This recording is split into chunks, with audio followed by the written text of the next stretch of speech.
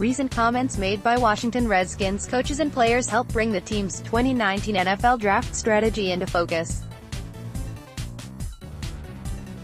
The early stages of mock draft mania require analysts, experts, and fans to take what little information is available and make wild guesses. As the draft nears, a team's approach to the draft starts to become much clearer. Recent developments have shed some light on what the Redskins hope to accomplish in the upcoming draft. It seems pretty clear at this point that Daniel Jon, the QB from Duke, will be selected in the first round by the Redskins with the 15th pick. There has been a lot of speculation that this was where the Skins were going with their first pick. Jon's pro day sealed the deal here. He looked magnificent. The questions pertaining to his arm strength were answered as Jones, seemingly effortlessly, tossed 60-plus-yard passes that landed in the hands of the receivers with the precision of a guided missile. Jay Gruden kind of tipped his hand the other day when speaking with J.P. Finley. Gruden stated emphatically that if the team takes a quarterback he will be expected to play immediately. Music to the ears of Redskins fans. I believe Dwayne Haskins may end up being the best NFL QB of this year's draft, but he needs at least a year to watch and learn. For all his talent, he is not capable of playing immediately. Kyler Murray may be able to take the field as a rookie, but his sandlot style of play won't appeal to Washington's talent evaluators. Drew Lock has the arm everyone would love to see in a Redskins uniform. I can't remember the last time we had a QB with that kind of a cannon. But, as impressive as he is, he does struggle with accuracy at times. Maybe time will help him refine this part of his game, but that is not consistent with Gruden's comment regarding drafting a QB that can play immediately. There is only one quarterback in this draft that fits that description. Any doubts that the Redskins were going to take a QB in round 1 were put to rest last week when Colt McCoy was seen still wearing a cast on his leg and using crutches to hobble around. Jones will be taken in the first round with the 15th pick. Personally, I'm going to be thrilled with that pick as I think it sends exactly the right message to the fans, and more importantly, the other players. I love that Gruden remarked that he can't tell Ryan Kerrigan that we're taking players to build around. And that Landon Collins didn't come here thinking about 2034. These guys want to win the Super Bowl this year. 31 teams fall short every year, but winning the Super Bowl, however delusional, should be the goal every year.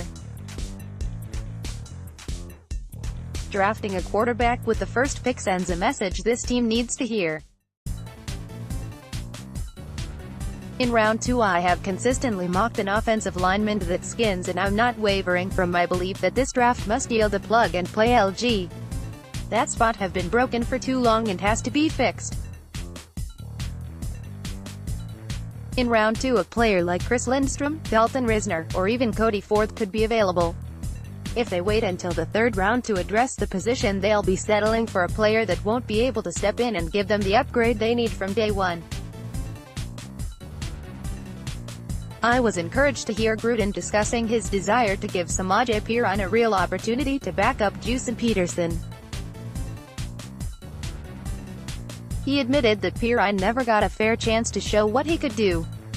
Aside from being a fan of Perine, I think the coach's thoughts regarding keeping a power back on the roster in addition to Peterson and Juice bodes well for those of us that desperately want Washington to use their 2nd-round pick on an O-lineman. I was also encouraged to hear Gruden speak so highly of both Cam Sims and Robert Davis. It's easy to forget how much praise each of them garnered last preseason from coaches and fans alike. Assuming those performances weren't flukes, I could easily see Sims and Roberts relegating Josh Doctson and Paul Richardson to backup roles where they belong. The slot position remains a concern, however. I like Trey Quinn and had him mocked to the Redskins last year in the 7th round. Late-round picks need to have some intriguing intangibles. Quinn pitching a no-hitter in the Little League World Series sold me on the guy. He's a winner. Although he has struggled to stay healthy, and with Jamison Crowder and Maurice Harris no longer with the team, our first third-round pick. One constant I have seen when running simulations is that either Andy Isabella or Deebo Samuel, sometimes both, are still on the board in the middle of the third. I think Redskins fans would be thrilled with either one of them.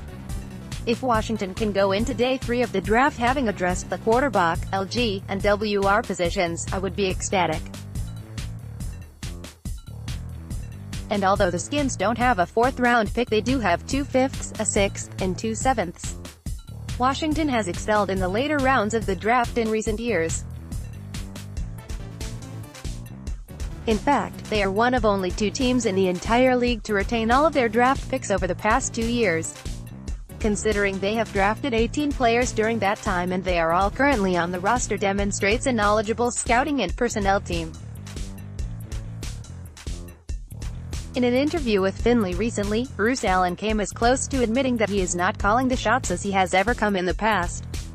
But when Allen states that he thinks Kyle Smith, VP of Scouting, and Doug Williams, VP of Personnel, have done a great job building the team, he is essentially admitting that his role with the organization has evolved into something other than deciding who to select in the draft. Regardless, the Redskins' track record in the draft recently has been stellar. With 5 picks on day 3, I expect them to find some excellent players that can provide some depth off the edge, although that might come at the end of round 3 with the likes of Chase Winovich and Christian Miller still available, ILB, Tay, in the secondary. This year's draft is flush with depth-level talent in the later rounds. It wouldn't surprise me at all to see them grab a couple safeties late and maybe double-dip at the WR position. Receivers like West Virginia's Gary Jennings, Buffalo's Anthony Johnson, and UC Davis standout Keelan Doss are consistently being mocked as 6th and 7th rounders. That would go a long way in bolstering a receiving core that I still maintain is brimming with potential. The number of enticing safeties in this draft that look to remain on the board into the late rounds is even more impressive. This group is so solid that using both 7th-rounders on safeties would be justifiable. Kentucky's Darius West, Temple's Delvin Randall, Hugo Amadi out of Oregon, I love that guy, and Colorado's Evan Worthington are all names that almost every simulation has as brings undrafted into the 7th round. The 2 5th-rounders could very well put a cherry on top of this Sunday if the Redskins' war room could wrangle an ILB, maybe a TJ Edwards and a Tay, Tommy Sweeney or Elise Mack. We could come out of the draft looking a whole lot sweeter than a lot of people are thus far predicting. Next best replacements for veteran QBs. The fact is, this team is just one more prolific draft away from being a very good football team. At some point, the injury bug has to give the Redskins a reprieve. If the team can stay healthier this year, another strong draft will have the Redskins right in the thick of things at the end of the season.